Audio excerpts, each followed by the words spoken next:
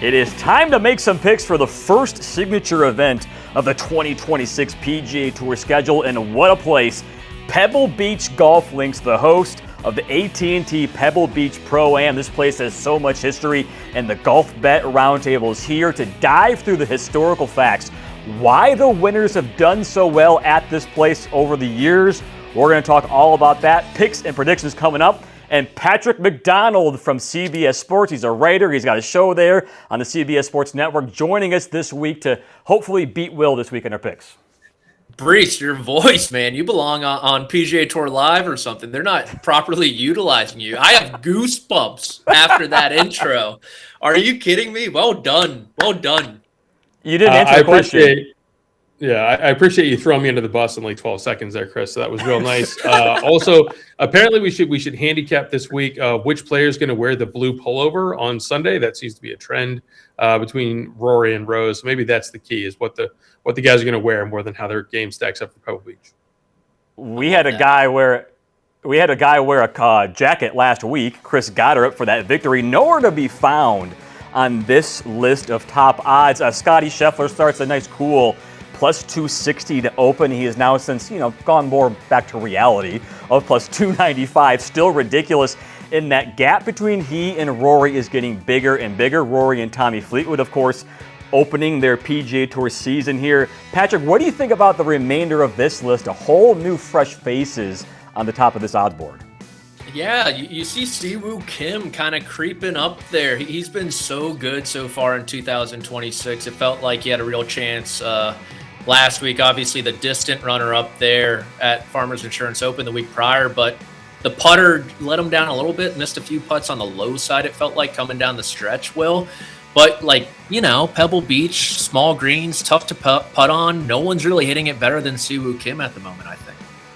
Yeah, I mean, he's one of two guys that have started the year with 4 straight top 20 finishes, and he's moving on with some serious momentum. Rory making his first start after a couple on the DP World Tour as defending champ is an understandable number 2. But I know we're going to talk about these guys later, but very interested in the stock up, stock down discussion between Xander and Hovland. I feel like they might be moving in 2 different directions. I feel like you guys might be on different sides of the fence, but we'll put a pin in that one, Chris, and we'll return a little later in the show.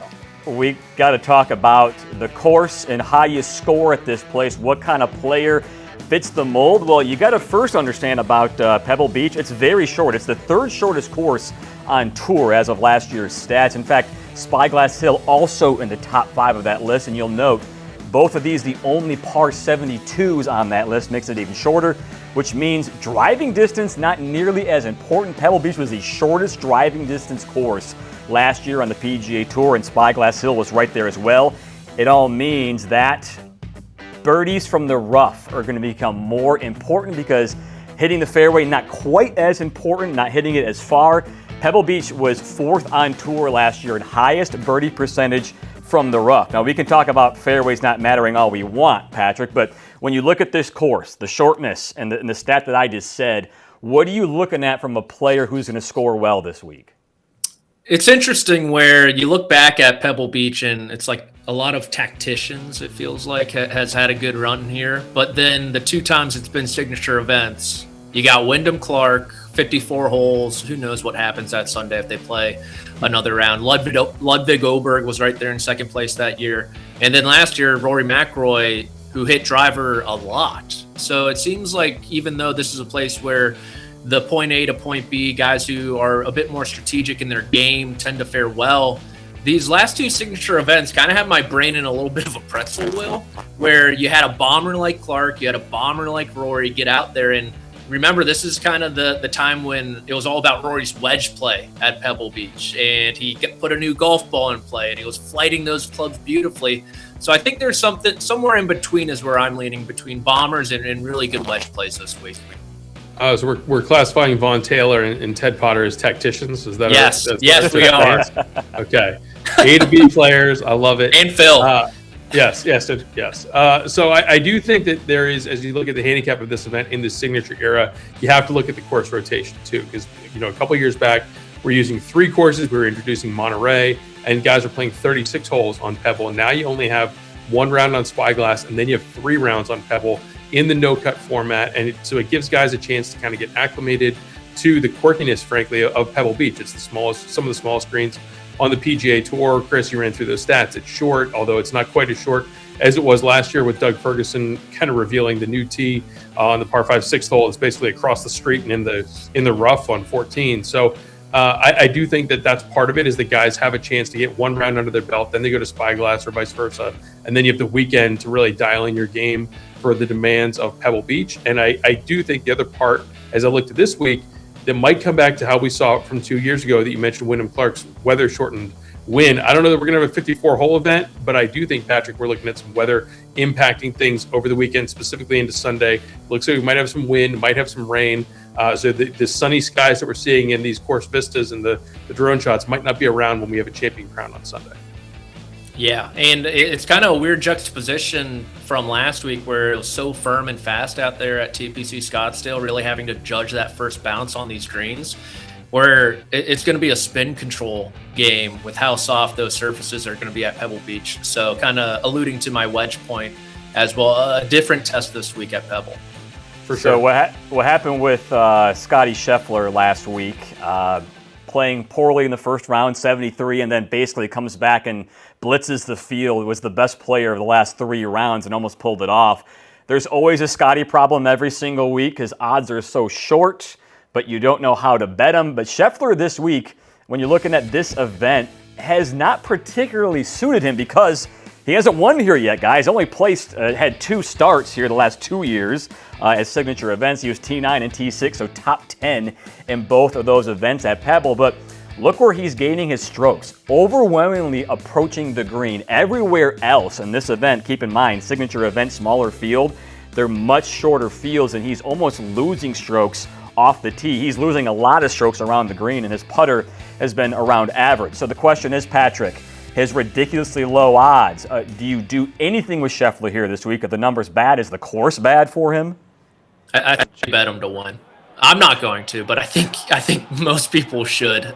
He's kind of been doing this weird thing of alternating top 5 finishes and wins over these last handful of starts, and even going back to that last year's start, that was his first event back, right? With how kind of the schedule has shuffled, and he was still able to finish inside the top 10. I think my one concern with Scheffler right now, and I was talking to Johnson Wagner about this, who followed him there Sunday at TPC Scottsdale, is the iron play is a little out of whack for him at the moment. It's a very small sample size, but you look at the bucket, 50 yards to 125 yards. His proximity last year was about 15 feet.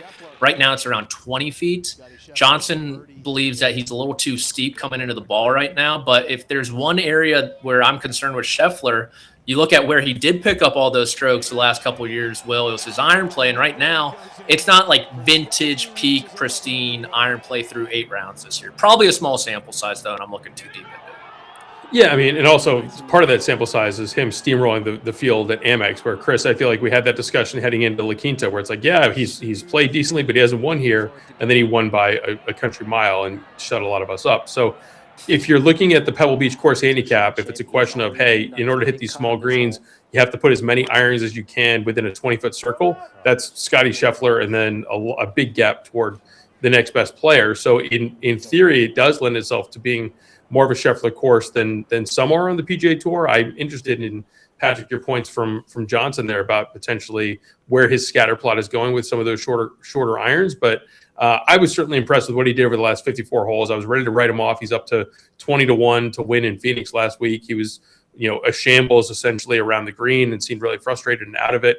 And then he turned it around and missed a playoff by a shot. So I think as we go into the season, that's really going to help his psyche, where he's not going to feel like he has played his way out of a tournament if he has a poor start or a slow first 18 or 36 holes. And that's probably bad news for the rest of the PGA Tour. I do think, to your original point, there's a single bullet theory where if you just bet Scottie Scheffler to win and close the laptop every week this year, you're in the green. I think you're probably going to make money. Yeah. And then you can just maybe go for a walk or pick up a new hobby. I don't know. But the rest of us fools are going to try and find ways to explain to people why Scottie Scheffler might not win. And then he'll spend 4 days making us look silly. Patrick, what did Johnson say about Scheffler? Just that he felt like it was coming Caddy. just like a little too steep going into the ball. And his like distance control in general there in Scottsdale was a little off, right? Not what we're used to seeing from Scheffler. Into 15 in particular, those last 2 days, he thought he hit good shots, came up well short. And then even 18, like everyone in the world probably would have bet that Scottie Scheffler was going to get up and down for birdie from the middle of the fairway on 18. A kicker with him this year, though, and I thought it was notable that he touched on it in his Player of the Year press conference, how he's working on endurance. He's added like some definite speed. He has some speed in the tank this year. And so I'm curious, is he going to take that Rory line on the par 5 on the back 9 or how he's going to use that around Pebble Beach this week? You guys, I'm wondering if there is a parity element to Scottie's game right now. And I say that because you always want to bet him at the same tournaments every year. Well, don't pick him at Amex. You can't win at Amex. He goes and wins Amex. He starts poorly at WM, almost comes back and win that. Pebble Beach, is it a parity event for him, do you think? I think it might be. I mean, you only have a small, like I said, it's an ultra small sample size. And as Patrick noted, last year was the first start back from injury, and he still finished T9. So I do think that is part of it. I mean, I don't think that there's a golf course from here to the moon that Scottie Scheffler can't win on right now, inclusive of Pebble and Spyglass. Some are built more than others for him. But to look at his record of T6 and T9, it's not like some other stars in the field that we'll get to later that are struggling to crack the top 50, even in a signature event model at this course. And we're still talking about them to potentially win. Yeah, Chris, I think it's just Will's strategy of clicking his name, putting money down, shutting your laptop, and touching grass outside. I think that's what everyone should be doing. It's the easiest way to bet, and you want to make easy money, right? Theoretically, that's the thing. Okay, so Scottie's in the field. So many great players are in this field. Let's go tournament matchups one-on-one, you guys. Let's start with the two guys who have not played all year on the PGA Tour. We're not going to start with Hideki and Henley. I apologize. I want to start with Rory and Tommy Fleetwood. Patrick, you go first. I'm going to roll with Fleetwood just because of the price here. They both had the Dubai swing, of course. Rory coming in with those cavity back irons that everyone wants to talk about. But Fleetwood was a little loose, I thought, in Dubai. But I think on paper this is a good fit. And at plus 120, that's the only thing really leaning me towards the Englishman. Yeah, I'm with you. Give me Tommy at plus money. Early reports on the ground at Pebble, Rory might be switking back to the blades this week. Oh, so we're tinkering early on. So breaking. Hashtag watch this space. Maybe by the time this airs, I might be proven wrong, but I think that he's playing around a little bit in the bag early on. But I do like getting Tommy at plus money here. Now we go Hideki and Henley. Is it a bounce back for Hideki this week as a pretty decent favorite against a guy who's been so consistent on tour, Patrick? Look, I drive the Rust bus on weekends. Like this is my part-time job at this point. So it's easy. Henley, even money. This is a perfect golf course for his skill set. Put the ball in the fairway. You have ample wedge opportunities. He's had a good history here despite being more of an East Coast guy. And so Hideki's obviously playing great to start off the year, but bouncing back off that disappointment on Sunday, I'd rather take Henley at the even money. I don't know that we're giving Hideki enough credit for almost going bogey-free on Sunday while driving it like Patrick and I. So I think that was a remarkable and somewhat unsettling round that it's going to be a little tough to bounce back. I agree. This feels like a Russell Henley sort of tactician week, as we said. So I do think that getting him at even money is the way to go. Yeah, and Henley was top 5 here last year, too, by the way. Justin Rose, he's ageless. He just won. J.J. Spawn is yet to really show up this year. Will, instead you started on this one. I'll go with the former champ. Give me Rosie, 45 and thriving. J.J. Spawn, a late scratch last week at the WM. We saw him on the range Tuesday when we were on site for Golfbet, and then he ended up withdrawing on Wednesday. So that's enough of a question mark for me to lean toward the Englishman. Yeah, I'm right there with you, Will. It doesn't take much to get me over the top with Rose coming off that win. Great course history, hitting the ball well, super confident, well rested. So I think the Englishman takes this one handedly. People love Patrick Cantlay at this golf course. Look at how big of a favorite he is over Ludwig Åberg. And it's the reason why, Patrick, is because Åberg has a withdrawal and a cut this year. Yeah, I don't know what's going on with him. It's weird. This is the robot. The software kind of has a glitch, a bug in the system right now. It needs some antivirus or something. This one's tough, though, because that's a hefty tag on Cantlay, who hasn't been great so far this year. You mentioned the course history. Ludwig, this is like rocking hard. I know. I'm gonna go Cantlay. I'm gonna go Cantlay, man. Give me the guy who's played well here, the Californian. Gosh, that is stinky though. I do not like it. In the embrace debate era, maybe we should have embraced more debate, because I'm with you. I like Cantlay. I'm okay with laying the wood here. Minus 138 is not terrible. Last year was the first year in almost a decade that Cantlay was outside the top 11 at this event. It's one of the courses where he has been, the most consistent in his career. He's a one and done pick for a lot of folks at this event. So I think he bounces back, and I agree. I'm not quite sure that Ludwig is fully locked and loaded here early in the year, so I will happily lay the juice and take Cantlay. This was Oberg's coming out party basically 2 years ago. He was T2 here 2 years ago. He started to gain that momentum, and then he went on to win, obviously. Okay, prop bets this week. You can go a variety of directions. We saw some older names popping up on the board last week. Patrick, your best bet this week? I guess he's kind of an older name now, but it's Ricky Fowler. I mean, that's just tough. Time waits for no man. Time waits for no man. So many exciting young players in this field. I'm going with Fowler. Top 20 at plus 220, back-to-back top 20s to start off the year. That came off a really good postseason stretch where he kind of kicked away a chance at the Tour Championship on the back nine at Caves Valley. But really, the driver's just come such a long way for him, and he's putting with confidence. Once again, I don't know why he doesn't have a good course history here. He's a good wedge player. He's a good putter on POA from California too. So I think he kind of kicks the trend this week, and inside the top 20 in an 80-man field at that price, I will happily take. I also feel like Fowler, of all people, would really vibe with the Pro-Am format. Yeah, maybe he's like trying to get sponsors or something. Like one eye's not on the ball. I don't know. I am going to go with one of the young guns. Give me momentum, and I don't care about a lack of course history. Pearson Coody is in the Siwoo Kim class, so 4 straight top 20 finishes to start the year. I was walking with him a little bit last week in Phoenix. I'm just really impressed with his game coming in off the Korn Ferry Tour last year, where he was kind of straddling the fence between PGA Tour and Korn Ferry Tour starts, and boom, he hits the ground running. 4 straight top 20s, was in contention through 36 and 54 holes last week. So give me a top 10. I'm going to get a little more aggressive, a little bit better payoff at plus 365, but I think that he's going to keep it going and really could be a player to watch as we get into the start of the new year. You try and find those guys that are starting in full field events and are going to level up and play their way into the signatures. He's one of those guys for these next 2 weeks, and I think that could be a tone for the 2026 season. All right, let's talk outright winners. You mentioned a couple of names earlier. You guys, I think the ceiling on Viktor Hovland is so high that when he is playing well, you almost got to pick him if you're not picking Scottie Scheffler. I know he's only played one event. He was up and down theoretically at the WM Phoenix Open, but if I'm looking at a course where your driver's not as important, if Viktor can keep it in play enough, his wedges, his irons are going to be so dialed in. And I think the volatility on the positive side, Patrick, his ability to continue to make birdies, his confidence has to be pretty high right now. I like Viktor at 27-1 this week. His history here is not great, but I think the fact that he was vibing last week is a really good sign for him.